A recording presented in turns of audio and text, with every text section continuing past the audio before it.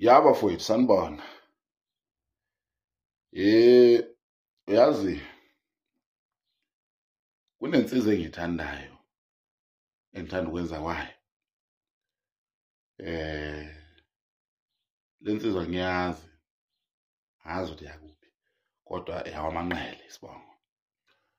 Lo mfo lona bafowethu igama lakhe uthi Mthandeni. Elisha King uyaza. Lo mfo lona very business minded kakhulu. Ngeke ngisho ukuthi wenzeni kodwa ngizonitshela mina ukuthi ushayiwe kakhulu. Usmart. Uma ngibheka umsebenzi wakhe, angithi niyazi bafowethu ukuthi zonke lezi zinto esizenzayo thina social media ngingafika ngikusukele manje umsebenzi wakho. Hayi ukuthi ngiyakuzonda. You understand? Hayi ukuthi umsebenzi wakho angiyuthandi. No. Ngisuke ngizama nami ukuthi ngalawo mali lamancane enginawo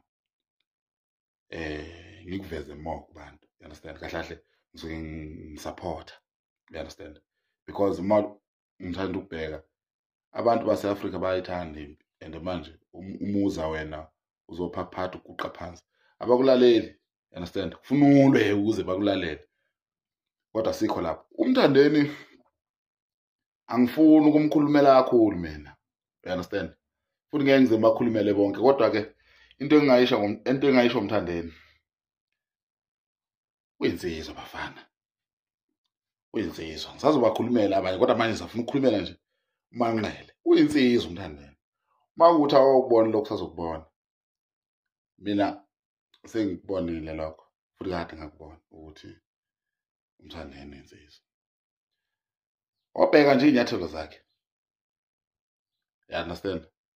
Hamba nje enyathelweni zakhe. Uma ufuna ukubona ukuthi yini insizwa. Insizwa umuntu ongakhulumi kakhulu. Insizwa umuntu othulayo.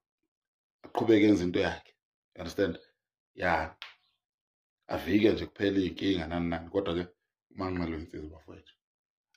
Angifuni ukusho ukuthi wenzeni usazowenzani kodwa ke kungakusho njengamanje ukuthi uyinsizwa. Uma ufuna ukubona lokho mlandele uzombona. You understand? Ya, mangabala imisebenzi aseyenzile eveza umnsizwa ngaphuma ilanga shona elinye futhi liphume. You understand? So kuyangijabulisa lokho. Thank you.